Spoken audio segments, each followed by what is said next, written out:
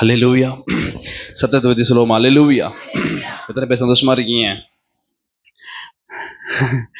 இதுதான் கஷ்டமான கேள்வி, கஷ்டமான பதில். ஓகே. மகிமை உமக்கன்றோ, மாட்சிமை உமக்கன்றோ, மகிமை உமக்கன்றோ, ஓ மாட்சிமை உமக்கன்றோ, துதியும் புகழும் ஸ்தோத்திரமும் என் தூயவர் உமக்கன்றோம். ஆராதனை ஆராதனை என் நண்பர் இயேசுவுக்கே, விலையேற பெற்ற இரத்தத்தால் விடுதலை கொடுத்தீர். ராஜாக்களாக லேவியராக உமக்கென தெரிந்து கொண்டீரா.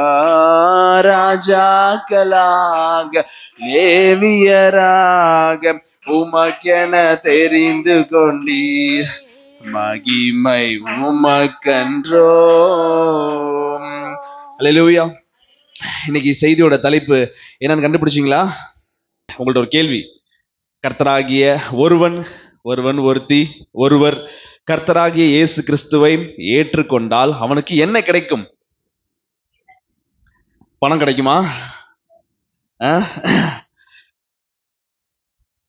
ரட்சிப்பு. வேற? பரலோகம் கிடைக்கும். வேற என்ன கிடைக்கும்? நித்திய ஜீவன். அதான் பரலோகம், நித்திய ஜீவன், நித்திய மகிமை. வேற? விலையேற பெற்ற அபிஷேகம். ஓகே, உங்களுக்கு கருத்தெல்லாம் சொல்லிட்டீங்க. நான் வேத வசனத்தின் பிரகாரம் சொல்றேன். ஒருவன் ரட்சிக்கப்பட்டு ஞானஸ்தானம் எடுத்து கர்த்தருடைய பிள்ளையாய் மாறுவானால் அவனுக்கு என்ன கிடைக்கும் என்று வேத வசனம் என்ன சொல்கிறது என்று பார்ப்போம். வெளிப்படுத்தின விசேஷம் 1ஆம் அதிகாரம் 6ஆம் வசனம். தேவன் நம்மிடத்தில் அன்பு கூர்ந்து தமது இரத்தத்தினாலே நம்முடைய பாவங்களற நம்மை கழுவி, ஓ தம்முடைய பிதாவாகிய தேவனுக்கு முன்பாக ஆமென் நம்மை ராஜாக்களும் ஆசாரியர்களுமாக ஆக்கின அவருக்கு ஓ மகிமையும் வல்லமையும் என்றென்றைக்கும் உண்டாவதாக. ஆமென். நீங்க ஆமென் சொல்லணும். ஏன்னா அந்த வசனத்திலே லாஸ்ட் லைன் ஆமென் முடியுது. ஹல்லேலூயா. என்ன கிடைக்கும் அப்படின்னா, முதலாவது ஒருத்தர் ரட்சிக்கப்பட்டார் அப்படின்னா சபைக்கு ஏன் வரும்? சில பேர் எதையாவது தேடி வருவாங்க, ஏதாவது கிடைக்கும் அப்படின்னு சொல்லி. நான் அடிக்கடி ஆராதனையில சொல்வது உண்டு. ஆராதனை செய்யும் போது, ஞாயிற்றுக்கிழமை ஆராதனை செய்யும் போது நான் சொல்வது உண்டு. நீங்க ஒரு அம்மா உங்க கல்யாணம் பண்ணி கொடுத்துட்டீங்கன்னு வச்சுக்கோங்க. கல்யாணம் பண்ணி கொடுத்துட்டாங்க. நீங்க உங்க அம்மா அப்பா வீட்டுக்கு போறீங்க. கல்யாணம் பண்ண புதுசுல அம்மா அப்பா வீட்டுக்கு போறீங்க அப்படின்னா உங்க அப்பாவை பார்க்கணும். பொம்பளை பிள்ளைங்களாம் அப்பாவை பிடிக்கும்.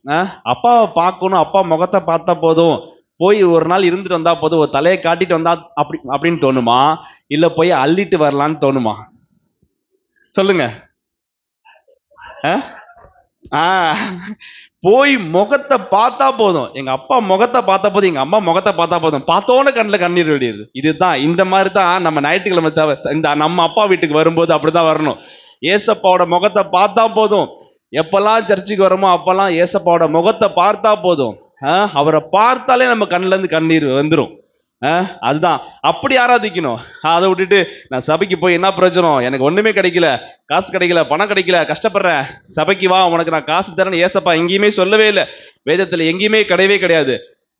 உழைப்பதற்கு வேண்டிய கையின் பிரயாசத்தை ஆசீர்வதிக்கிறாரு, உழைப்பதற்கு பலனை கொடுக்கிறாரு. கரெக்டா இல்லையா? சம்பாதித்த பணம் வீணாய் போவாதபடிக்கு அதை பாதுகாக்கிறாரு. உடம்புல சுகத்தை, பலத்தை, ஆரோக்கியத்தை, ஜீவனை கொடுத்து பாதுகாக்கிறாரு. ஓ வீண் செலவுகளுக்கு கர்த்தர் பாதுகாக்கிறார். அல்லேலூயா. அப்ப இந்த இடத்துல நீங்க ரட்சிக்கப்பட்டு ஒருத்தன் ஞானஸ்தானம் எடுத்தான் அப்படின்னா முதலாவது கிடைக்கிறது என்னன்னு சொல்லுங்க பார்க்கலாம் தெளிவா. அந்த வசனத்தின் பிரகாரம் இல்ல அதுக்கு மேல முதலாவது தேவன் நம்ம மேல அன்பு கூறுகிறார். ஏசப்பா நம்மளை ரொம்ப நேசிக்கிறார். ஒருத்தர் ரட்சிக்கப்பட்டாங்கன்னா ஃபர்ஸ்ட் அன்பு செலுத்துறாரு. 2வது வார்த்தை தான் போட்டிருக்கு, பாவங்களற கழுவின்னு சொல்லி. பாவத்தை மன்னிச்சுட்டு அன்பு செலுத்துறாரு, அப்படி போடல. ஃபர்ஸ்ட் எடுத்தோம்னா ஏசப்பா நம்மளை ரொம்ப நேசிக்கிறார். நம்ம எப்படி இருக்கிறோமோ, என்ன சிச்சுவேஷன்ல இருக்கிறோமோ, எப்படியாப்பட்ட ஆளா இருக்கிறோமோ, பாவத்தோடு அப்படியே நீ உள்ளபடி அப்படியே உன்னை நம்மளை நேசிக்கிறார். அல்லேலூயா. அதற்கப்புறமேட்டு தான் இயேசுவின் ரத்தத்தால நம்மளை கழுவுறாரு. அதுக்கப்புறமேட்டு தான் தேவனுக்கு முன்பாக நம்மளை நிறுத்துறாரு. அதுக்கப்புறம் தான் ராஜாக்களாக ஆசாரியாக நிறுத்துறாரு. இந்த ஒரே ஒரு வசனத்தை மட்டும் தான் நம்ம தியானிக்க போறோம் இன்னைக்கு. அல்லேலூயா. முதலாவது காரியம் பாருங்க, தேவன் நம்மிடத்தில் அன்பு கூர்ந்து. ஃபர்ஸ்ட் வார்த்தை எழுதிக்கங்க. 4 அந்த அந்த வெளிப்படுத்தின விசேஷம் 1ஆம் அதிகாரம் 6ஆம் வசனத்திலே 4 பாயிண்ட் பேச போறோம். முதலாவது, தேவன் நம்மிடத்தில் அன்பு கூர்ந்து. யோவான் 3ஆம் அதிகாரம் 16ஆம் வசனம். சத்தத்தை வெட்டி படிக்கலாமா? யோவான் 3ஆம் அதிகாரம் 16ஆம் வசனம். ஓ, தேவன் தம்முடைய ஒரே பேரான குமாரனை விசுவாசிக்கிறவன் எவனோ அவன் கெட்டு போகாமல் நித்திய ஜீவனை அடையும்படி இயேசுவை தந்தருளி உலகத்தில் இவ்வளவாய் அன்பு கூர்ந்தார் என்று வேதவசனம் சொல்கிறது. அல்லேலூயா. யார் இந்த ஒரே பேரான குமாரன்? உங்களுக்கு ஒரு கேள்வி வரலாம். தேவன் தம்முடைய ஒரே பேரான குமாரனை, தேவன் என்பது பிதாவை குறிக்கிறது. ஒரே பேரான குமாரன் யார சொல்றாரு? இயேசுவ சொல்றாரு. யார் இந்த ஒரே பேரான குமாரன்? நீதிமொழிகள் 8ஆம் அதிகாரம் 23ஆம் வசனம் முதல் 31ஆம் வசனம் வரை வேகமாக வாசிப்போம். நீதிமொழிகள் 8ஆம் அதிகாரம் 23ஆம் வசனம். பூமி உண்டாகும் முன்னும் ஆதி முதற்கொண்டும் அனாதியாய் பிதா இயேசுவை அபிஷேகம் செய்தார். வானங்களும் ஆழங்களும் உண்டாகும் முன்னே ஜெனிப்பிக்கப்பட்டேன்.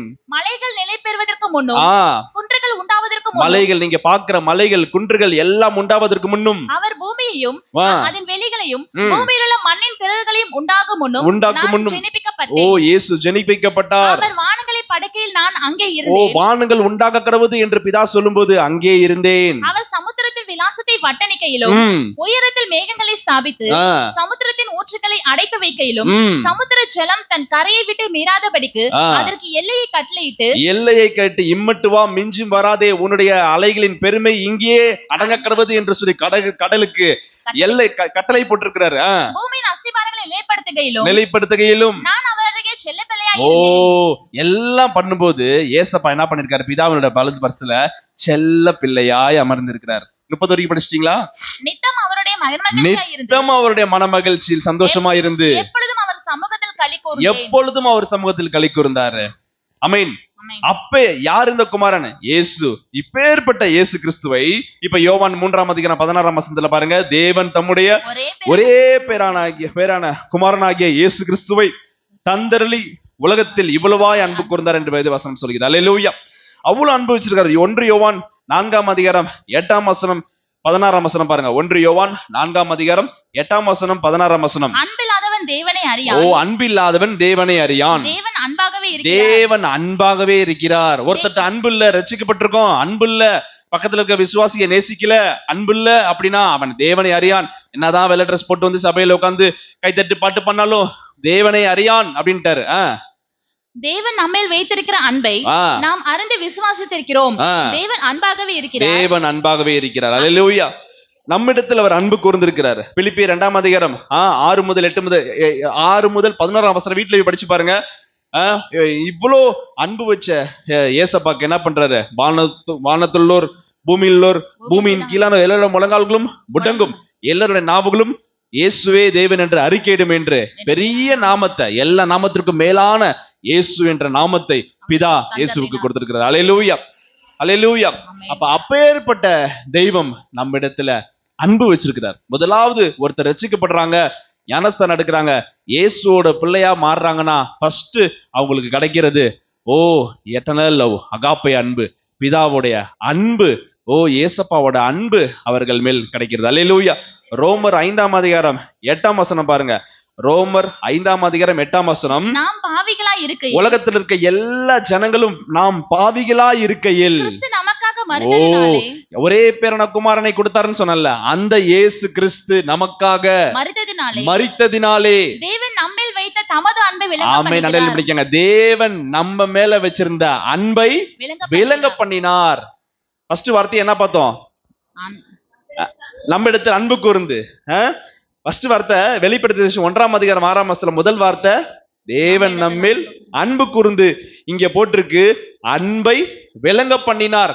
பிதா எப்படிங்க அன்பை விளங்க பண்ணிருக்காரு? ஒரே பேரனாகிய குமாரனாகிய இயேசுவை இந்த உலகத்துக்கு கொடுத்து நம்முடைய பாவங்களுக்காக இயேசு சிலுவையில பலியானார். அல்லேலூயா. நம்முடைய அக்கிரமத்துக்கு நிமித்தம் நொறுக்கப்பட்டு நமக்கு சமாதானத்தை உண்டு பண்ணும் ஆக்கினை அவர் மேல் வந்ததுன்னு போட்டிருக்கு. அவருடைய தழும்புகளால் நம்ம குணமா இருக்கிறோம். ஏசப்பாவை ஒரே பேரான குமாரனை கொடுத்து பிதா நம்ம மேல அன்பு வச்சிருக்கிறான்றத விளங்க பண்ணினார் என்று வேத வசனம் சொல்லு. நல்லா கவனிக்கிறீங்களா? உங்களுக்கு வசனம் புரியுதா? இந்த வசனத்தை அழகா ரோமர் 5:8 போட்டிருக்கு. அன்பை விளங்க பண்ணினார். எப்படி அன்பை விளங்க பண்ணினாரு? ஒரே பேரனாகிய இயேசு கிறிஸ்துவை உலகத்திற்கு தந்து அன்பை விளங்க பண்ணினார். அல்லேலூயா. சத்தத்தை பற்றி அல்லேலூயா. உபாகமம் 23ஆம் அதிகாரம் 5ஆம் வசனம் என்ன போட்டிருக்கு? உபாகமம் 23ஆம் அதிகாரம் 5ஆம் வசனம். உன் தேவனாகிய கர்த்தர் பிலேயாமுக்கு செவி கொடுக்க சித்தம் இல்லாமல். நல்லா கவனிங்க. பிலேயாம்னு ஒரு தீர்க்கதரிசியை கூட்டிட்டு போய் எதிர் நாட்டு ராஜா என்ன பண்றான்? உங்க கிறிஸ்தவர்களை ஏசப்பாவோட பிள்ளைகளை சபிக்கும்படியாக கூட்டிட்டு போறான். ஆனா அந்த நேரத்துல பிலேயாமுடைய வார்த்தைக்கு செவி கொடுக்க சித்தம் இல்லாமல், கர்த்தர் செவி கொடுக்க சித்தம் இல்லாமல், உன் தேவனாகிய கர்த்தர் உன் தேவனாகிய கர்த்தர் உன்மேல் அன்பு கூர்ந்தபடியால், நம்ம மேல அன்பு கூர்ந்தபடியினால் தேவனாகிய கர்த்தர் அந்த சாபத்தை, ஆமென், தேவனாகிய கர்த்தர் அந்த சாபத்தை ஆசீர்வாதமாக மாற்றி தந்தார். அல்லேலூயா. எவ்வளவு எல்லா இடத்துலயும் பாருங்க அன்பை வெளிப்படுத்துறாரு. முதலாவது ஒருத்தங்க ரட்சிக்கப்படுறாங்கன்னா கர்த்தர் அவங்க மேல அன்பா இருக்கிறார். எல்லா ஜனங்கள் மேலும் ஏசப்பா அன்பா இருக்கிறார். பாவி நான் எப்படி அவருடைய நெருங்கிறது? சபைக்கு வந்தும் நல்ல விசுவாச பிள்ளைகள் கூட சில தவறுகள் வாழ்க்கையில செய்த நிமித்தம் எப்படி நான் ஏசப்பாட்ட போய் நெருங்கிறது, எப்படி போய் அவர்கிட்ட போய் நான் நெருங்கிறது அப்படின்லாம் நம்ம நினைக்கும் போது அவர் ஒரு நாள் அப்படி நினைக்கவே மாட்டார். நீ இருந்த பிரகாரம் அப்படியே ஒப்பு கொடுந்தார். இளையகுமாரன் உங்களுக்கு தெரியும், சொத்தெல்லாம் பிரிச்சுட்டு போயிட்டான் அப்பாட்ட. வசனம் போட்டிருக்கு, அவன் கொண்டு போன எல்லா ஆஸ்தியும் தீர்ந்து போய் சாப்பிடுற சாப்பாட்டு கிடக்கல, ஒண்ணுமே கிடைக்கல. பன்றிக்கு போட தவிட கூட அவனுக்கு தரமாட்டான்னு சொல்லிட்டாங்க. என்ன பண்றான்? எங்க அப்பா வீட்டுல எல்லாம் சந்தோஷமா இருக்காங்களேன்னு சொல்லி பாவ சேற்றுல மூழ்கி போகும்போது நல்லா ஆடம்பரமா போனான், வரும்போது பிச்சைக்காரனா வந்தான். தூரத்துல வசனம் போட்டிருக்கு, அவன் தூரத்திலே வருவதை அவனுடைய தகப்பன் கண்டு எழுந்து ஓடி அவனை கட்டி அணைத்து திருப்பியும் அவனை சேர்த்துக்கிட்டாரு. அல்லேலூயா. அதான் இயேசுவோட அன்பு. அப்ப ஒருத்தர் ரட்சிக்கப்படும் போது முதலாவது கிடைக்கிறது தேவன் நம்மிடத்தில் அன்பு கூர்ந்து. அல்லேலூயா. எவ்வளவு அன்பு கூர்ந்தாரு? மரண பரியந்தம், சிலுவையின் மரண பரியந்தம் தன்னையே தாழ்த்தினார். நம்முடைய மீறுதலுக்காக, நம்ம செய்யற ஒவ்வொரு பாவங்களுக்காகவும் ஏசப்பா சிலுவையில பலியானார். அல்லேலூயா. அல்லேலூயா. இந்த கர்த்தர் நம்மள்ட்ட என்ன எதிர்பார்க்கிறார் அப்படின்னா, ரெண்டு விஷயம் எதிர்பார்க்கிறார். ரெண்டு காரியம் சொல்றேன். இந்த அன்பு நிறைந்த தெய்வம் நம்மிடத்துல என்ன எதிர்பார்க்கிறார் அப்படின்னா, பாருங்க லூக்கா 10ஆம் அதிகாரம் 27ஆம் வசனத்துல என்ன போட்டிருக்கு? 10 கட்டளைய சுருக்கி 2 என்ன சொல்றாரு? உன்னிடத்தில் நீ அன்பு கூறுகிறது போல பிறரிடத்திலும் அன்பு கூறுவாயாக. ஆமென். நம்ம ஏசப்பா நம்மள்ட்ட எப்படி அன்பு கூர்ந்தாரோ அதே அன்பை மற்றவர்களிடத்திலும் நம்ம அன்பு கூற வேண்டும் என்று கர்த்தர் ஒரு கட்டளையாக செலுத்தினார். அல்லேலூயா. வேதத்துல கர்த்தரே வியந்து பார்த்து ஒருத்தி அன்பா இருக்காருன்னு சாட்சி கொடுத்தார். யாரு பாருங்க, லூக்கா 7ஆம் அதிகாரம் 47ஆம் வசனத்துல போட்டிருக்கு. ஏசப்பா சிலுவைக்கு போறதுக்கு முன்பாக அந்த வீட்டுல ஒரு வீட்டுல இருக்காரு. சீஷரோட வீட்டுல இருக்கும்போது மகதலேனாள் மரியாள்னு ஒருத்தர் வரா. என்ன பண்றா? வந்து பரிமள தைலத்தை உடைத்து அவருடைய இயேசுவோட பாதத்துல ஊத்தி கண்ணீரால அழுது அழுது அழுது ஏசப்பாவோட பாதத்தை கழுவி தன்னுடைய முடியால தொடச்சிட்டு அந்த நேரத்துல கர்த்தர் வார்த்தை சொல்ற. என்ன சொல்றாரு? 47ஆம் வசனத்துல,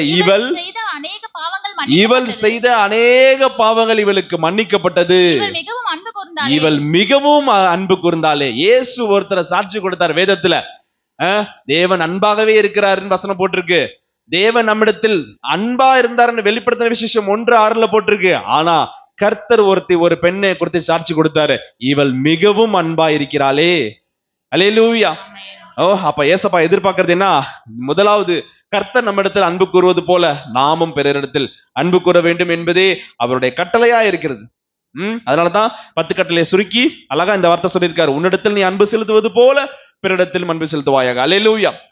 அல்லேலூயா. தேவனை ஒருவனும் ஒரு காலும் கண்டதில்லை. 1 யோவான் 4ஆம் அதிகாரம் 12ஆம் வசனத்துல போட்டிருக்கு, தேவனை ஒருவனும் ஒரு காலும் கண்டதில்லை. அடுத்த வார்த்தை பாருங்க, நாம் ஒருவரிடத்தில் ஒருவர் அன்பு கூர்ந்தால், யாருமே பிதாவை பார்த்ததில்லை. ஆனா ஒண்ணு, நாம் ஒருவர் மேல் ஒருவர் அன்பு கூர்ந்தால் தேவன் நமக்குள் நிலைத்திருக்கிறார். அந்த தேவன் நமக்குள்ளே நிலைத்திருக்கிறார். எவ்வளவு அருமையான வார்த்தை பாருங்களேன். அவர் அன்பு நமக்குள் பூரணப்படும். புறப்படும். கர்த்தருடைய அன்பு நம்மிடத்தில் புறப்படும். யாருமே இந்த உலகத்துல கர்த்தரை பார்த்தது, பிதாவை பார்த்ததே இல்ல. தேவனை ஒருவனும் ஒரு காலும் கண்டதில்லைன்னு வேத வசனம் சொல்லுது. சொல்லிட்டு அடுத்த வார்த்தை சொல்றாரு, நீங்க ஒருவர் மேல் ஒருவர் அன்பா இருந்தீங்க அப்படின்னா அந்த தேவனுடைய மகிமை உங்களுக்குள்ள இருக்கும். அல்லேலூயா, அல்லேலூயா. அப்ப முதலாவது காரியம் என்ன பார்த்திருக்கோம்? நம்மிடத்தில் அன்பு கூர்ந்து. இரண்டாவது தலைப்பு எழுதிக்கங்க. இரண்டாவது தலைப்பு, பாவமர நம்மை கழுவி. ஒருத்தர் ரட்சிக்கப்பட்டு ஞானஸ்தானம் எடுத்து கர்த்தருடைய பிள்ளையா மாறினா ரெண்டாவது என்ன கிடைக்குது அவங்களுக்கு? நம்முடைய எல்லா பாவங்கள நம்மை கழுவி பரிசுத்தப்படுத்துறாரு.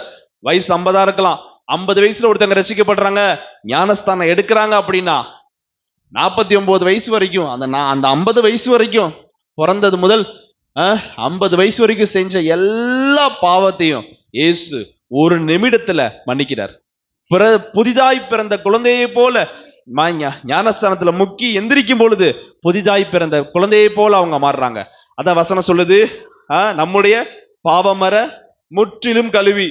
ஏசப்பாவை தேடி என்ன பிரயோஜனம், என்ன கிடைக்குது அப்படின்னா பாவங்களை மன்னிக்கிறார். ஃபர்ஸ்ட் நம்ம மேல அன்பு வச்சிருக்கிறார். ரெண்டாவது நம்முடைய பாவங்களற முற்றிலும் கழுவுகிறார். உபாகமம் 7ஆம் அதிகாரம் 8ஆம் வசனம் பாருங்க. உபாகமம் 7ஆம் அதிகாரம் 8ஆம் வசனம்.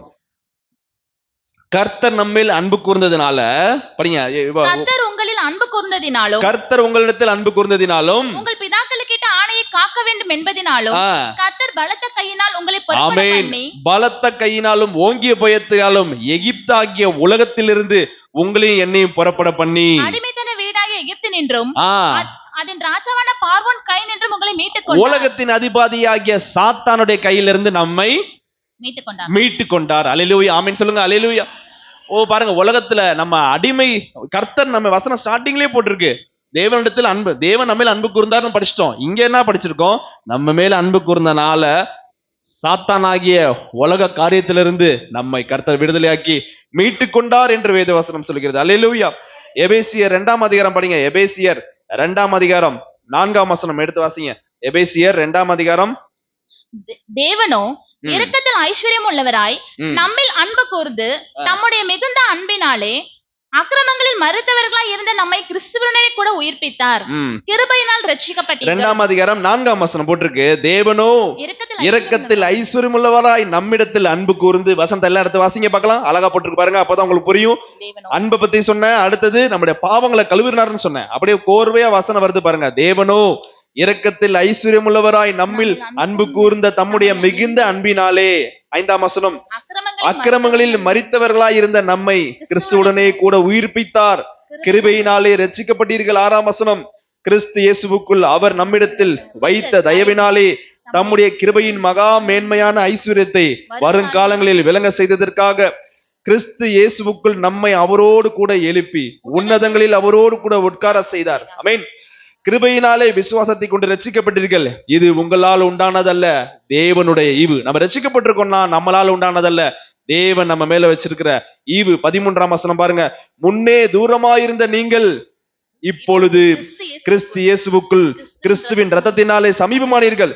எப்படியெனில் அவரே நம்முடைய சமாதான காரணராகி இருதரத்தாரையும் ஒன்றாக்கி பகையாக நின்ற பிரிவினையை நடுச்சுவராக தகர்த்து. நல்லா யோசிச்சு பாருங்க, பிதாக்கும் நமக்கும் பகையா இருந்துச்சு, இடையில பாவம் ஒன்றை இருந்துச்சு. அதை ஏசப்பா வந்து தடுத்து சட்ட திட்டங்களாகிய நியாயப்பிரமாணத்தை தம்முடைய மாம்சத்தினாலே ஒழித்து இருதரத்தரையும் தமக்குள்ளாக ஒரே புதிய மனுஷனாக சிருஷ்டித்து இப்படி சமாதானம் பண்ணி. 16ஆம் வசனம், பகையை சிலுவையினால் கொன்று அதனாலே இருதரத்தரையும் ஒரே சரீரமாக தேவனுக்கு ஒப்புரவாக்கினார்.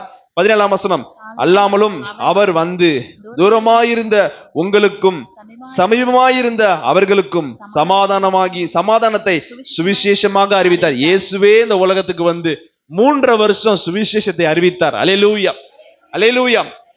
18ஆம் வசனம் பாருங்க, அந்தபடியே நாம் இருதரத்தரையும் ஒரே ஆவியினாலே பிதாவினிடத்தில் சேரும் சாக்கியத்தை அவர் மூலமாய் பெற்றிருக்கோம். இயேசுவின் மூலமாய் பிதாட்ட போக முடியும். அல்லேலூயா. ஏன்னா பிதா பாவத்தை பார்க்க கூடாத சுத்த கண்ணர். அப்ப ஒருத்தங்க ரட்சிக்கப்படுறாங்கன்னா முதலாவது தேவன் அன்பா இருக்கிறாரு, ரெண்டாவது பாவங்கள முற்றிலும் கழுவி பிதாவின் இடத்தில் போய் சேர்க்கிறார். அல்லேலூயா. 18ஆம் வசனம் படிச்சாச்சு. 19ஆம் வசனம் பாருங்க.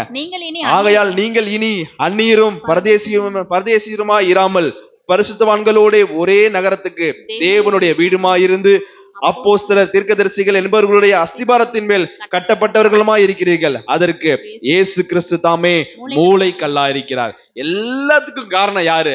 ஏசப்பா சிலுவையில பலியானாரு. அதுதான் மூளைக்கு, அதான் மூளைக்கல்லா இருக்கிறார். அவர் மேல் மாளிகையாக முழுவதும் இசைவாய் இணைக்கப்பட்டு கர்த்தருக்குள் பரிசுத்த ஆலயமாக எழும்புகிறது. அல்லேலூயா.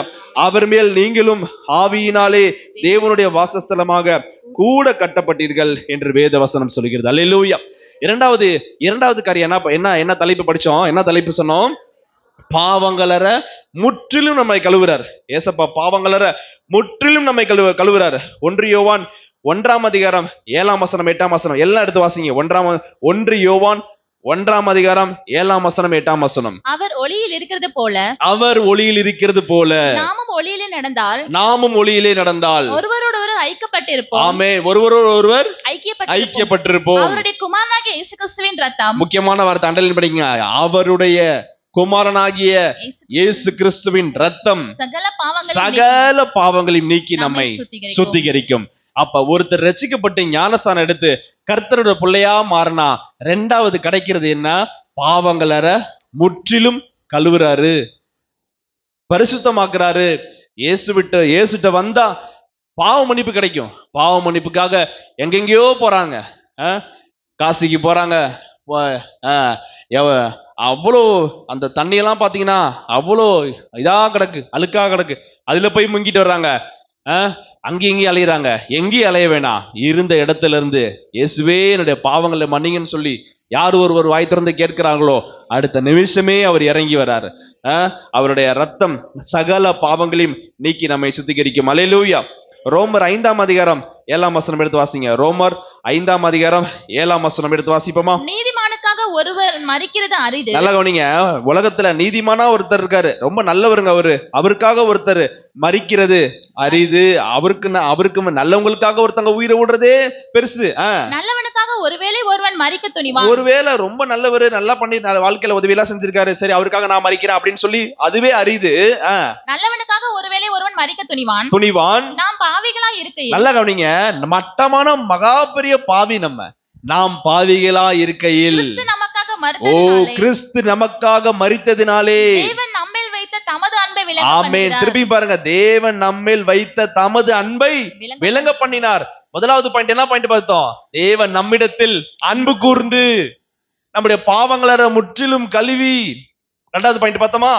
அதுலதான் பாருங்க, இங்க வந்திருக்கு பாருங்க, நாம் பாவிகளா இருக்கையில் கிறிஸ்து நமக்காக மரித்ததினாலே தேவன் நம்மேல் வைத்த அன்பை விளங்க பண்ணுகிறார். அல்லேலூயா.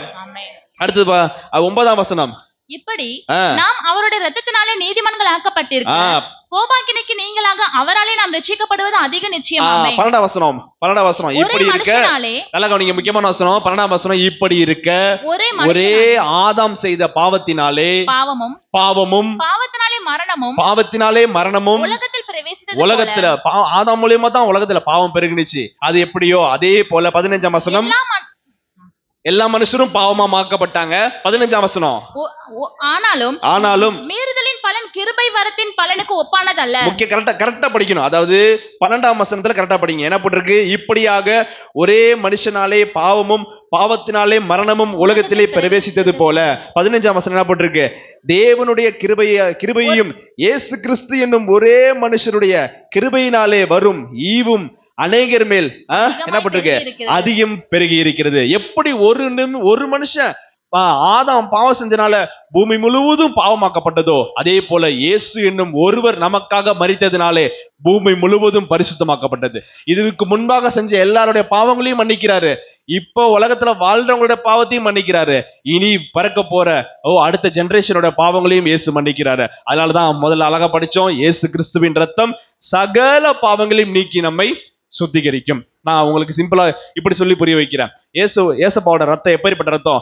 விலையேறப்பட்ட ரத்தம், குற்றமில்லாத மாசற்ற ரத்தம், ஒரு சொட்டு ரத்தம், ஒரே ஒரு சொட்டு. ஏசப்பாவோட ஒரே ஒரு சொட்டு ரத்தம் இருக்குல்ல, அந்த ஒரு சொட்டு ரத்தம் இது வரைக்கும் பிறந்தவங்களோட பாவம், இப்ப இருக்கிறவங்களோட பாவம், இனிமேல் செய்ய போற பாவம், எல்லா பாவத்தையும் நீக்க அந்த ஒரு சொட்டு ரத்தத்துக்கு வல்லமை உண்டு. ஏன்னா இயேசு அவ்வளோ பரிசுத்தர், அவ்வளவு புனிதமானவர். போன வார செய்தியில பார்த்தோம், என்ன படிச்சோம்? அவருக்கு ஒரு பேர் இருக்கு. என்ன பேரு? தேவனுடைய பரிசுத்தர். ஒருத்தரும் செய்தியை ஒழுங்கா கவனிக்கிறது இல்ல. அப்ப நீங்க பாக்குறீங்க, எங்கேயோ இருக்கீங்க போல. ஏசப்பாக்கு ஒரு பேர் சொன்ன, என்ன சொன்ன போன கடைசியான செய்தியில? தேவனுடைய பரிசுத்தர்னு. தேவன்னா பிதா, பிதாவுடைய பரிசுத்தர். பிதா பாவத்தை பார்க்க கூடாது, சுத்த கண்ணர். இவருக்கு என்ன பேர்? ஏசப்பாக்கு தேவனுடைய பரிசுத்தராம். அல்லேலூயா, அல்லேலூயா. கொலோசையர் 1ஆம் அதிகாரம் 13ஆம் வசனம் பாருங்க. கொலோசையர் 1ஆம் அதிகாரம் 13ஆம் வசனம் 14ஆம் வசனம். இருளின் அந்தகாரத்தில் நின்று நம்மை விடுதலையாக்கி தமது அன்பின் குமாரனுடைய ராஜ்யத்திற்கு உட்படுத்தினவருமாய் இருக்கிற பிதாவை ஸ்தோத்திரிக்கிறோம். 14. அவருக்குள் அவருடைய இரத்தத்தினாலே, கவனிங்க, அவருக்குள் இயேசுவுக்குள் அவருடைய இரத்தத்தினாலே பாவ மன்னிப்பாகிய மீட்பு நமக்கு உண்டாயிருக்கிறது. ஆமென். பாவ மன்னிப்பாகிய மீட்பை நமக்கு உண்டு பண்ணிருக்க. 20ஆம் வசனம். அவர் சிலுவையில் சிந்தின இரத்தத்தினாலே சமாதானத்தை உண்டாக்கி பூலோகத்தில் உள்ளவைகள் பரலோகத்தில் உள்ளவைகள் யாவையும் அவர் மூலமாய் தமக்கு ஒப்புரவாக்கி கொள்ளவும் அவருக்கு பிரியமாயிற்று. அவருக்கு பிரியமாயிற்று.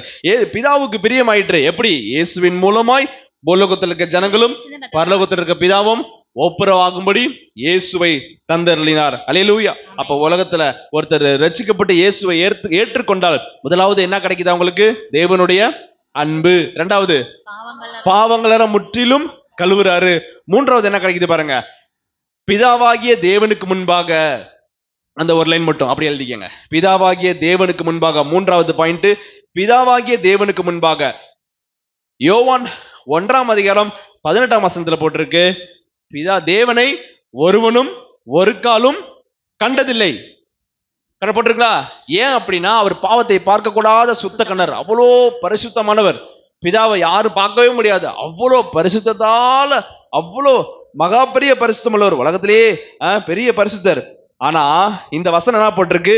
பிதாவாகிய தேவனுக்கு முன்பாக நம்மை ராஜாக்களும் ஆசாரின்னு போட்டிருக்கு. அப்ப நான் சொல்றது உங்களுக்கு புரியுதா? ஒருத்தரை மன்னித்து அன்பு கூர்ந்து பாவங்களற கழுவி எங்க போய் நிக்க வைக்கிறாரு? பிதாவனுடைய பிதாவாகிய தேவனுக்கு முன்பாக ராஜாக்களும் ஆசாரியர்களும். 4வது பாயிண்ட். அப்ப ஒருத்தர் எவ்வளவு அன்பா இருக்காரு. பிதாவை யாரும் பார்க்கவே முடியாது.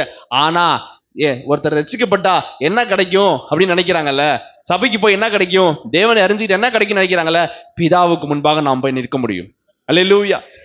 ஃபர்ஸ்ட் பாருங்க, அன்பு கூர்றாரு. எப்பேற்பட்ட பாவியா இருந்தாலும் பாவியை நேசிக்கிறாரு. பாவத்தை வெறுக்கிறாரு, பாவியை நேசிக்கிறாரு. அன்பு கூர்றாரு. பாவங்கள முற்றிலும் கழுவுறாரு. பிதாவை ஒருவனும் ஒரு காலம் கண்டதில்லை, ஆனால் தேவனுக்கு முன்பாக நம்மை நிறுத்துகிறார். எப்படி நிறுத்துறாரு? ராஜாக்களாக, ஆசாரியராக. 4வது பாயிண்ட். 3வது பாயிண்ட், பிதாவாகிய தேவனுக்கு முன்பாக. யோவான் 6ஆம் அதிகாரம் 46ஆம் வசனம்.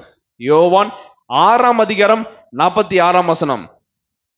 தேவனிடத்திலிருந்து வந்தவரை தவிர, கண்டபடி தேவனிடத்திலிருந்து வந்த இயேசுவை தவிர வேறு ஒருவரும் பிதாவை கண்டதில்லை. இவரே பிதாவை கண்டவர். இவரே, இயேசுவே பிதாவை கண்டவர். வசனம் பாத்தீங்களா? இதுவரைக்கும் யாருமே பிதாவை பார்த்ததே இல்ல. ஒருத்தர் தான் பார்த்திருக்காரு. யார் பார்த்திருக்கா? ஏசப்பா மட்டும்தான் பிதாவை பார்த்திருக்கிறாரு. மத்தேயு 11ஆம் அதிகாரம் 27ஆம் வசனம் சொல்றாரு ஏசப்பா. இது வரைக்கும் என்ன பண்ணோம்? ஃபர்ஸ்ட் வசனம் என்ன பார்த்தோம்? யோவான் 1:8 என்ன 1:18 என்ன பார்த்தோம்? பிதாவை ஒருவனும் ஒரு காலும் கண்டதில்லை. அடுத்த வசனம் யோவான் 6:46 என்ன பார்த்தோம்? ஏசப்பா மட்டும்தான் பிதாவை பார்த்திருக்கிறாருன்னு பார்த்தோம். இப்ப மத்தேயு 11:27 சகலமும் என் பிதாவினால் எனக்கு கொடுக்கப்பட்டிருக்கிறது. சகலமும் என் பிதாவினால் எனக்கு கொடுக்கப்பட்டிருக்கிறது. ஏசப்பா சொல்றார், என் பிதாவினால் எனக்கு கொடுக்கப்பட்டிருக்கிறது. பிதா தவிர வேற ஒருவனும் ஏசப்பாவை அறியான். குமாரனும் எவனுக்கு அவரை வெளிப்படுத்த. நல்ல கவனிங்க, யாருமே பார்த்தது இல்லைன்னு சொன்னவர் இப்ப சொல்றாரு, ஏசப்பா நினைச்சாருன்னா எவனுக்கு அவரை வெளிப்படுத்த சித்தமா, யாருக்கு பிதாவை வெளிப்படுத்த சித்தமா இருக்கிறாரோ அவனை தவிர வேற ஒருவனும் பிதாவை அறியான். அல்லேலூயா. ஏசப்பா முடிவு பண்றாரு. எவ்வளவு ஐக்கியமா இருக்காங்க பாருங்க. பிதா, ஏசப்பா, பரிசுத்தாவி எவ்வளவு ஒற்றுமையா இருக்காங்க பாருங்க. பிதா தவிர ஒருத்தனும் குமாரனிடத்தில் வர முடியாது. வசனம் போட்டிருக்கு. குமாரனை தவிர, குமாரன பர்மிஷன், ஏசப்பாவோட பர்மிஷன் இல்லாம பிதாட்ட ஒருத்தரும் போக முடியாது. அல்லேலூயா. எவ்வளவு அழகா வசனம் போட்டிருக்கு பாருங்க. வேற ஒருவனும் பிதாவை அறியான், வர முடியாது. பிதா எப்படிப்பட்டவர் அப்படி பார்க்கணும்ல. ஏசப்பா எப்படிப்பட்டவர் பார்த்தோம். பிதா எப்படிப்பட்டவர் வாசிங்க. வெளிப்படுத்தின விசேஷம் 4ஆம் அதிகாரம் 2-11 எல்லாம் எடுத்து வாசிங்க. பிதா எப்படிப்பட்டவரு? ஏன் பிதா ஒருவரும் ஒரு காலம் கண்டதில்லை? அவ்வளவு பெரிய ஆயுதா, அவ்வளவு பெரிய ஆயுதா, அப்படின்னா மகிமை பிதாவுக்கு. வாசிங்க வெளிப்படுத்தின விசேஷம் 4ஆம் அதிகாரம் 2-11 வரை. வானத்தில் ஒரு சிங்காசனம் வைக்கப்பட்டிருந்தது. வானத்திலே ஒரு சிங்காசனம் வைக்கப்பட்டிருந்தது. அந்த சிங்காசனத்தின் மேல் ஒருவர் வீற்றிருந்தார். வீற்றிருந்தவர் பார்வைக்கு வச்சிரக்கல்லு. பார்க்கிறதுக்கு எப்படி இருந்தாரா? வச்சிரக்கல் பாத்திருக்கீங்களா யாராவது இது வரைக்கும்? நான் பார்த்தது இல்லப்பா. பார்வைக்கு வச்சிரக்கல்லும் பத்மராகத்துக்கு ஒப்பாக இருந்தார். அந்த சிங்காசனத்தை சுற்றி ஒரு வானவில் இருந்தது. அந்த சிங்காசனத்தை சுற்றிலும் ஒரு வானவில் இருந்தது. பார்வைக்கு மரகதம் போல் தோன்றியது. எப்படியா வானவில் எப்படி இருக்கான்? மரகதம் போல. பிதாவோட மகிமையை பாருங்க, எவ்வளவு பெரிய ஆள் பிதா பாருங்க. பார்வைக்கு மரகதம் போல தோன்றிற்று. சிங்காசனத்தை சூழ 24 சிங்காசனங்கள். ஆமென். அந்த சிங்காசனத்தை சுற்றிலும் 24 சிங்காசனமா? நீங்க சும்மா சாதாரணமா நினைக்க கூடாது. பிதா பரலோகத்துல இருக்காரு நினைக்க கூடாது. எப்படிலாம் போட்டிருக்கு பாருங்க. அவரு ஒருத்தர் வீட்டு இருந்தார், பாக்குறதுக்கு பலன்னு அப்படியே வச்சிரக்கல் மின்னுறது போல மின்றாரு. அப்புறம் சுற்றிலும் ஒரு வானவில் இருந்தது, பார்வைக்கு மரகதம் போல் தோன்றிற்று. சிங்காசனத்தை சூழ 24 சிங்காசனங்கள் இருந்தன. யோசிச்சு பாருங்க, ஒரு சிங்காசனத்துல அவரு கம்பீரமா உட்கார்ந்து இருக்கிறாரு, இதை சுற்றிலும் 24 சிங்காசனம் இருந்தன. 24 மூப்பர்கள் வெண்வஸ்திரம் தரித்து 24 மூப்பர்கள் வெண்வஸ்திரம் தரித்து தங்கள் சிரசுகளில் பொன்முடி சூடி. தங்கள் சிரசுகளில் பொன்முடி. 24 மூப்பரே தலையில பொன்முடி சூட்டுற கிரீடம் வச்சிருக்காங்களாம். பொன்முடி சூடி அந்த சிங்காசனங்கள் மேல் உட்கார்ந்திருக்க கண்டேன். அந்த சிங்காசனத்தில் உட்கார்ந்திருக்க கண்டேன். அந்த சிங்காசனத்திலிருந்து மின்னல்களும் இடி முழக்கங்களும் சத்தங்களும் புறப்பட்டன. தேவனுடைய 7 ஆவிகளாகிய 7 அக்கினி தீபங்கள் சிங்காசனத்திற்கு முன்பாக பற்றி எரிந்து கொண்டிருக்கிறது. அந்த சிங்காசனத்துக்கு முன்பாக பளிங்கு கொப்பான கண்ணாடி கடல் இருந்தது. மத்தியிலும் சிங்காசனத்தை சுற்றிலும் 4 ஜீவன்களும் இருந்தன. முன்புறத்திலும் பின்புறத்திலும் கண்களால் நிறைந்திருந்தன. 4 ஜீவன் இருக்காங்க. முதலாவது ஜீவன் சிங்கத்துக்கு ஒப்பாகவும், இரண்டாவது ஜீவன் காளைக்கு ஒப்பாகவும், மூன்றாவது ஜீவன் மனுஷனுக்கு முகமுக்கு ஒப்பாகவும், பறக்கிற கழுகு ஒப்பாகமா இருந்தன. ஆமென். அந்த 4 ஜீவன்களிலும் ஒவ்வொன்றுக்கும் எத்தனை செட்டை? 6 செட்டை. சுற்றிலும் உள்ளே கண்களால் நிறைந்திருந்தன. அவைகள் இருந்தவரும் இருக்கிறவரும் வருகிறவருமாகிய சர்வ வல்லமையுள்ள எல் ஷடாய் தேவன் கர்த்தர் பரிசுத்தர் பரிசுத்தர் பரிசுத்தர் என்று இரவும் பகலும் ஓய்வில்லாமல் சொல்லிக் கொண்டிருந்தன. மேலும் சிங்காசனத்தின் மேல் வீட்டிலிருந்து சதா காலங்களிலும் உயிரோடு இருக்கிறவருக்கு அந்த ஜீவன்கள் மகிமையையும் கனத்தையும் ஸ்தோத்திரத்தையும் செலுத்தும் போது, ஸ்தோத்திரத்தை செலுத்தும் போது, பிதாக்கு ஸ்தோத்திரம் செலுத்தும் போது என்ன நடக்குது பாருங்க. 24 மூப்பர்களும் ஆமென் சிங்காசனத்தில் வீற்றிருந்தவருக்கு முன்பாக வணக்கமாய் விழுந்து சதா காலங்களிலும் உயிரோடு இருக்கிறவரை தொழுது கொண்டு தங்கள் கிரீடங்களை சிங்காசனத்துக்கு முன்பாக கழட்டி வச்சுட்டு இருக்கீல, கலற்றி வைத்து, கர்த்தாவே தேவரீர் மகிமையும் கனத்தையும் வல்லமையும் பெற்றுக்கொள்ளதற்கு பாத்திரராயிருக்கிறீர். நீரே நீரே நீரே சகலத்தையும் சிருஷ்டித்தீர். உம்முடைய சித்தத்தினாலே அவைகள் உண்டாயிருந்தவைகள் என்று சிருஷ்டிக்கப்பட்டவைகளுமா இருக்கிறது என்றார்கள். கரங்கள் உற்சாகப்படுத்துவோமா? பிதா எப்பேற்பட்டவர்? அப்பேற்பட்டவர், அவ்வளவு மகிமை நிறைந்தவர். ஏசப்பா சொல்றாரு, நான் நினைச்சேன்னா ஒருவனை பிதாவிடத்துல கொண்டு போய் காட்டுவேன்.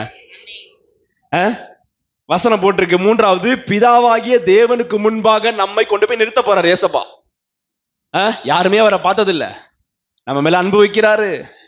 அடுத்தது, பாவத்தை முற்றிலும் கழுவுறாரு. பிதாவாகிய தேவனுக்கு முன்பாக நம்மளை கொண்டு போய் நிறுத்துறார். அல்லேலூயா.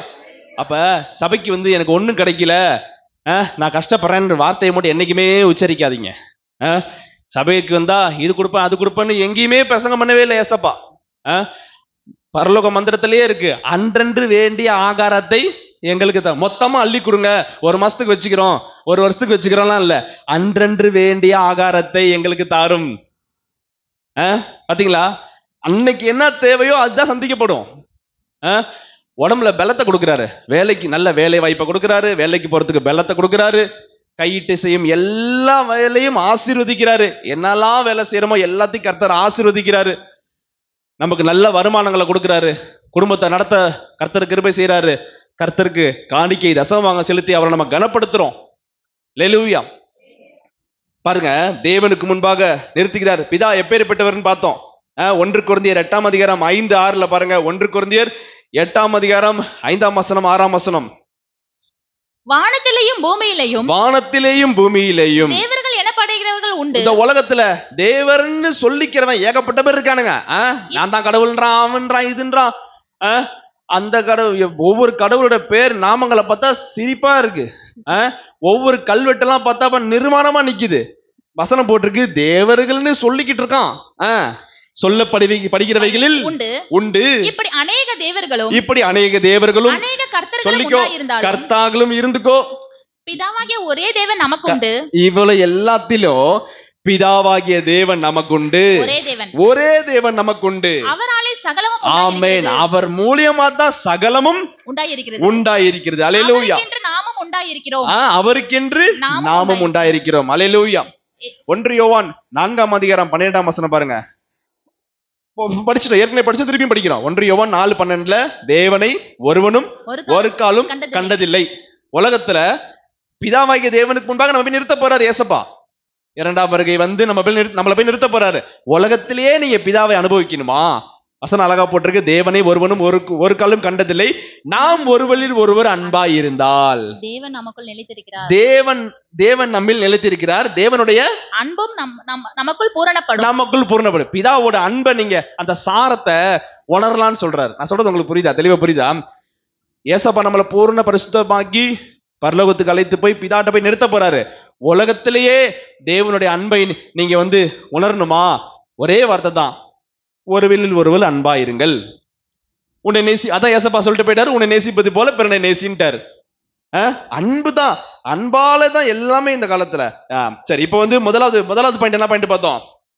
தேவன் நம்மிடத்தில் அன்பு கூர்ந்து. 2வது, பாவங்கள முற்றிலும் கழுவினார். 3வது, பிதாவாகிய தேவனுக்கு முன்பாக நிறுத்தப்படுற. எப்படி நிறுத்தப்படுறாரு படிங்க?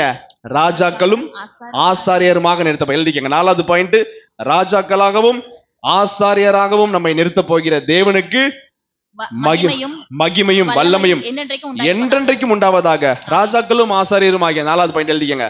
ராஜாக்களாக ஆசாரியராக. 1 பேதுரு 2ஆம் அதிகாரம் 9-10 எல்லாம் எடுத்து வாசிங்க. அருமையான வார்த்தை. 1 பேதுரு 2ஆம் அதிகாரம் 9-10. நீங்களும் உங்களை அந்தகாரத்தில் நின்று தம்முடைய ஆச்சரியமான ஒளிக்கு வரவழைத்தவருடைய புண்ணியங்களை அறிவிக்கும்படிக்கு தெரிந்து கொள்ளப்பட்ட சந்ததி. இங்க இருக்கிற எல்லாருமே இங்க உள்ள உட்கார்ந்து இருக்கோம் அப்படின்னா நீங்களா உட்காரல, கர்த்தர் உங்களை தெரிந்து கொண்டனால இங்க உட்கார வச்சிருக்காரு. அல்லேலூயா. தெரிந்து கொள்ளப்பட்ட சந்ததியாக, ராஜரிகமான ஆசாரிய கூட்டமாக, பரிசுத்த ஜாதியாயும் அவருக்கு சொந்தமான ஜனமாயும் இருக்கிறீர்கள். ஆமென். கர்த்தர் சொல்றாரு, அவருக்கு சொந்த ஜனமாக நீங்க இருக்கிறீர்கள். 13ஆம் வசனம் எத்தனை படிச்சிருக்கீங்க? 10. முன்னே நீங்கள் தேவனுடைய ஜனங்களாய் இருக்கவில்லை. நீங்க சொன்னல, ரட்சிக்கப்பட்டு ஞானஸ்தானம் எடுத்தா ஒருத்தருக்கு அன்பு கிடைக்குது, பாவப்பத்தை மன்னிக்கிறாரு. இப்ப சொல்றாரு, முன்னே நீங்கள் இயேசுவை அறிவதற்கு முன்னே நீங்கள் தேவனுடைய ஜனங்களாய் இருக்கவில்லை, தேவனுடைய பிள்ளையா இல்ல, இப்பொழுதோ அவருடைய ஜனங்களாய் இருக்கிறீர்கள். ரட்சிக்கப்பட்டு ஞானஸ்தானம் எடுத்தோன்னே ஏசப்பாவோட பிள்ளையா மாறிட்டீங்க. முன்னே நீங்கள் இரக்கம் பெறாதவர்களாய் இருந்தீர்கள். முன்னாடி நீங்க பாவத்தின் சேற்றில இருந்தீங்க, இரக்கமே படாம இருந்தீங்க. ஆனால் இப்பொழுதோ இரக்கம் பெற்றவர்களாய் திருச்சபையில உட்கார்ந்து இருக்கீங்க. அல்லேலூயா. வெளிப்படுத்தின விசேஷம் 5ஆம் அதிகாரம் 10ஆம் வசனம் பாருங்க. வெளிப்படுத்தின விசேஷம் 5:10 என்ன படிச்சிருக்கோம்? தேவனுக்கு முன்பாக, வெளிப்படுத்தின விசேஷம் 5ஆம் அதிகாரம் 10ஆம் வசனம். எங்கள் தேவனுக்கு முன்பாக எங்களை ராஜாக்களும் ஆசாரியர்களும் ஆக்கினீர். நாங்கள் பூமியிலே அரசாளுவோம் என்று புது பாட்டை பாடினார்கள். அல்லேலூயா. ஒரு பாட்டை எழுதிடலாம் இதை வச்சு.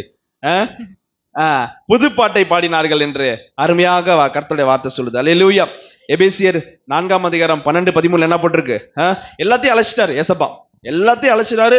ராஜாக்களாக ஆசாரியர்களாக பிதாட்ட போய் நிறுத்த போறாரு. பூலோகத்திலேயே உலகத்துல வாழும் போதே ஒவ்வொருத்தருக்கும் ஒவ்வொரு விதமான கிருபையை கொடுத்திருக்காரு பாருங்களேன்.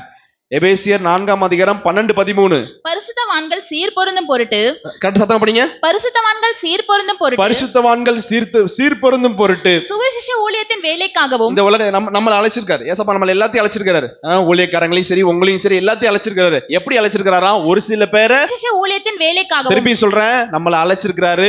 உங்களையும் எங்களையும் அழைச்சிருக்காரு. ஊழியக்காரங்களை அழைச்சிருக்காரு, விசுவாசம் அழைச்சிருக்காரு. கர்த்தருடைய பார்வையில எல்லாமே அவரோட பிள்ளைங்க தான். எந்த ஒரு வேறுபாடும் கிடையாது. ஒரு சில பேரை சுவிசேஷ படிங்க. சுவிசேஷ ஊழியத்தின் வேலைக்காக, சுவிசேஷ ஊழிய வேலைக்காக விசுவாச பிள்ளைகளை ஒரு சில பேர் அழைச்சிருப்பாரு. எங்களே ஆரம்பத்துல சுவிசேஷ ஊழியம் தான் பண்ணோம். எடுத்தோன்னு பாஸ்டர் ஆயர் மேலே வந்துடல, சுவிசேஷ ஊழியம் செஞ்சோம். இப்ப வரைக்கும் சுவிசேஷ ஊழியம் செஞ்சுட்டு இருக்கோம். பவுல் சொல்றாரு, சுவிசேஷ ஊழியம் செய்வது என் மேல் விழுந்த கடமையா இருக்கிறது. அழைப்பு இருந்தாதான் சுவிசேஷம் சொல்லணுமா? இல்ல.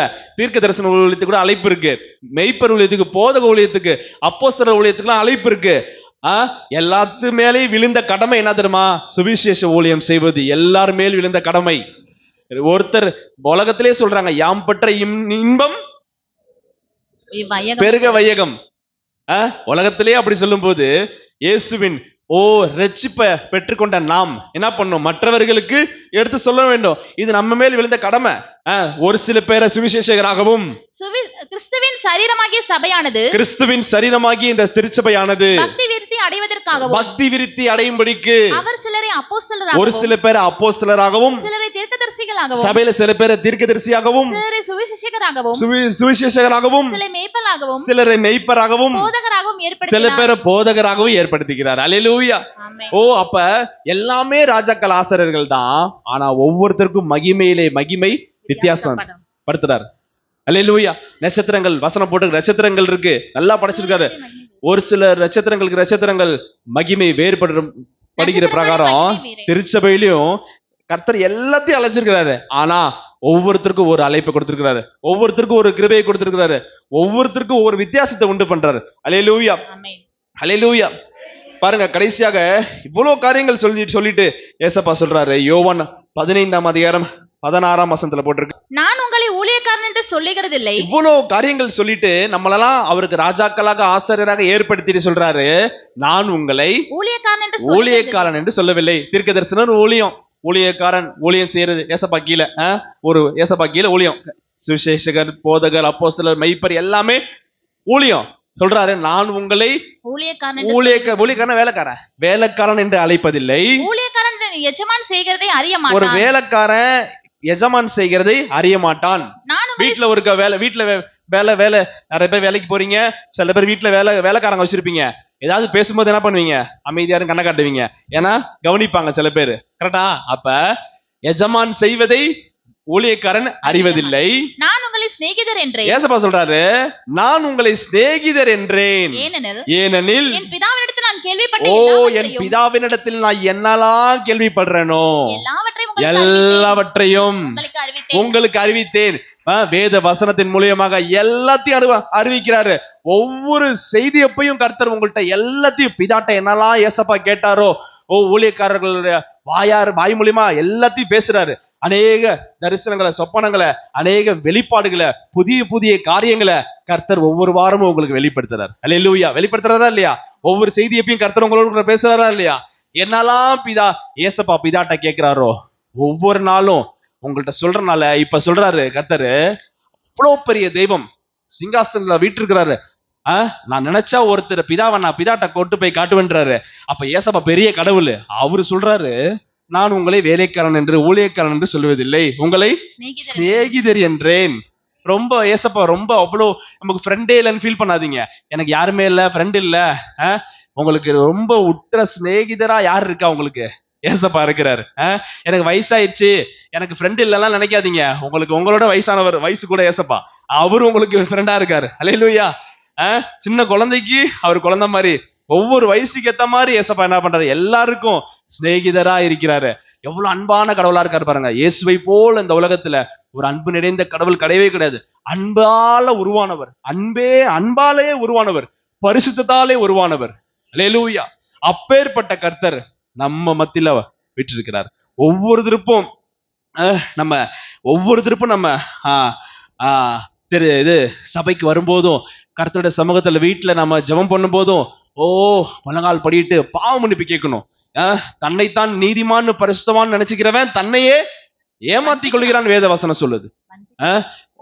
தன்னையே வஞ்சிக்கிறான்னு வசனம் போட்டிருக்கு. ஒவ்வொரு திருப்பும் நம்ம அவருடைய சமூகத்துல வரும்போதும் தகப்பனே என்னோட பாவங்களை மன்னிங்கப்பான்னு சொல்லி அவரோட சமூகத்துல ஒப்புரவாகும் பொழுது பிதாவை நம்மள்ட்ட பிதாவின் இடத்துல நம்ம கூட்டு போற. இப்ப ஆதார வசனத்தை எடுத்து வாசிங்க.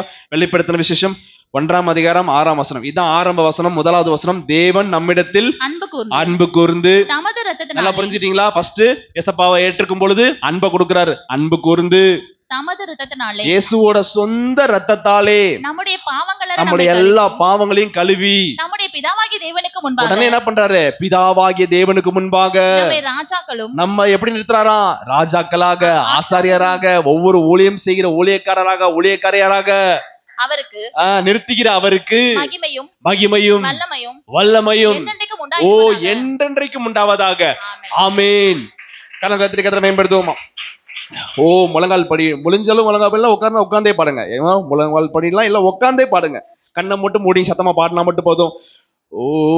ஒருவரும் சேர கூடாத ஒளியில் வாசம் செய்பவரே, ஒருவரும் சேர கூடாத ஒளியில் வாசம் செய்பவரே. சத்தத்தை ஊத்தி பண்ணலாமா சபையே? நீரே பரிசுத்த தெய்வம், நீரே பரிசுத்த தெய்வம், நீர் மாத்திரமே, நீர் மாத்திரமே. அவர் எப்படிப்பட்டவர்? ஒருவரும் சேரக்கூடாத ஒளியில் வாசம் செய்கிறவர். ஒருவரும் சேர கூடாத ஒளியில் வாசம் செய்பவரே. அவர் ஒளியா இருக்கிறாரு. விக்கிர காரணம் செய்யாதீங்க. ஒருவரும் சேர கூடாத ஒளியில் வாசம் செய்பவரே,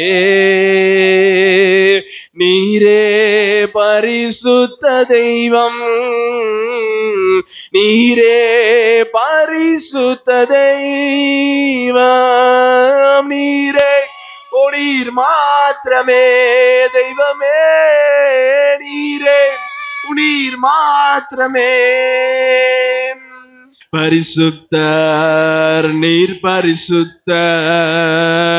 பரிசுத்தர் நீர் பரிசுத்தர். இந்த உலகத்திலேயே நீர் மாத்திரமே பரிசுத்தர், நீர் மாத்திரமே.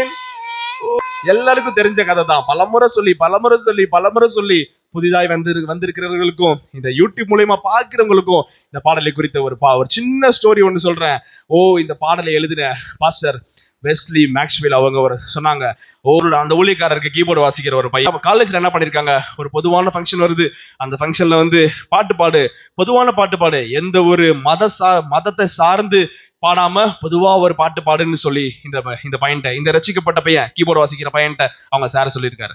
அந்த பையன் நல்ல குறிப்பிட்ட நாள் வந்துருச்சு. நல்லா அந்த ஃபங்க்ஷன் வந்துருச்சு. இந்த பையன் மேல ஏறிட்டான், ஸ்டேஜ் மேல ஏறிட்டான், அழகா கீபோர்டு போட்டு வாசிக்கிறான்.